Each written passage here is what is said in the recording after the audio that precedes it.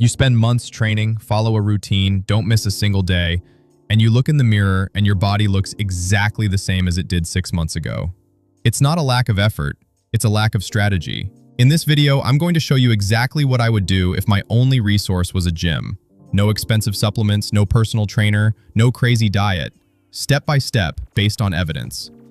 Before we begin, let me be clear about who this video is for. You, who have a busy life, a student, a worker, someone who doesn't have 2 hours a day to train, and want to truly understand the process, not just blindly follow a list of exercises. And one important thing, when I say getting shredded, I'm not talking about being on a magazine cover. I'm talking about losing fat while maintaining muscle, having a lean, functional body that you achieved with intelligence. Most people start off wrong because they confuse weight loss with fat loss. They are completely different things. When you aggressively cut calories without training properly, your body doesn't just lose fat, it loses muscle too. And then you hit the weight you wanted, but your body still looks soft, with no definition. There's a name for this, skinny fat. And it's exactly the opposite of what we want. The science is clear here. To maintain muscle in a caloric deficit, you need 2 stimuli, proper resistance training and enough protein. Without that, any deficit will eat away at muscle along with fat. So the real goal is not just losing weight, it's losing fat while preserving or even building muscle mass. In practice, this means a moderate deficit of 300 to 500 calories a day, not 1,000, not cutting carbs, moderate, sustainable, consistent. Here is the translation, maintaining your direct and strategic tone.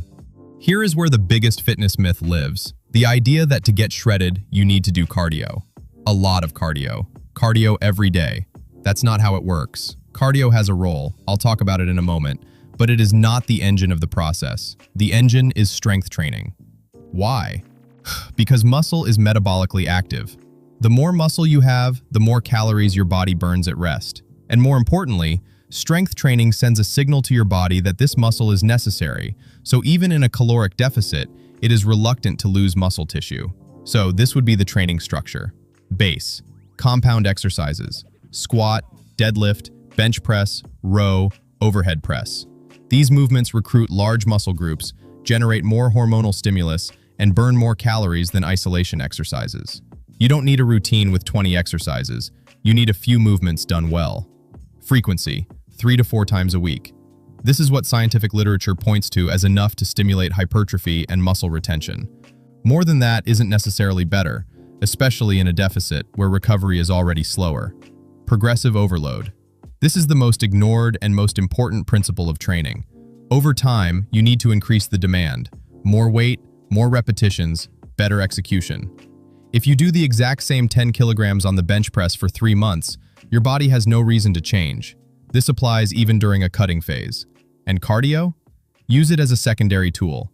2 or 3 sessions a week of moderate cardio. 30 minutes of brisk walking, cycling, elliptical, help increase calorie expenditure without overloading recovery. It's not the villain, but it's not the main character either. And before moving to the next point, I need to bust one more myth. Toning. There is no such thing as muscle toning. What people call tone is simply the combination of 2 processes, reducing body fat and maintaining muscle mass. Period. There is no special exercise to tone. There is only fat loss with preserved muscle. Here's the translation, keeping the clean, authoritative, and direct tone of your script. You won't get shredded without paying attention to what you eat. But you also don't need to turn your diet into a nightmare. There are 3 variables that actually matter, just 3. First, caloric deficit.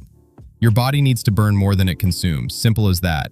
You can calculate your TDEE, total daily energy expenditure, and reduce it by 300 to 500 calories.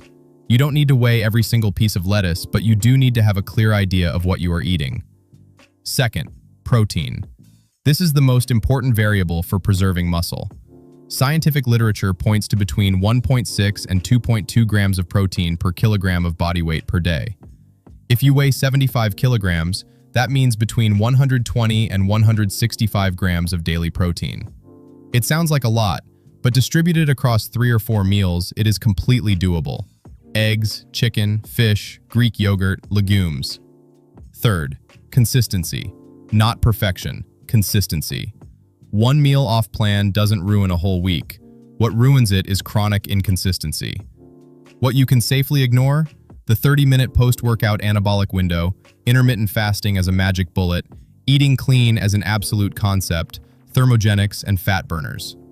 None of these have a significant impact when the three main variables above are messed up. Nutrition for getting shredded isn't about restriction, it's about structure. Here is the translation, keeping the direct, no-nonsense, and scientific tone of your script. Theory without execution is just internet content. So what does this look like in practice?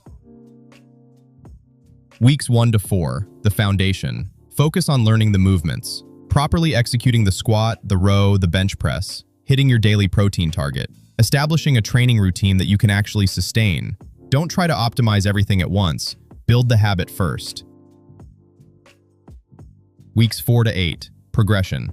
Now you start applying progressive overload consistently. If the scale doesn't move for 2 consecutive weeks, review your deficit. Your calories are probably higher than you think. Small adjustments, not drastic cuts.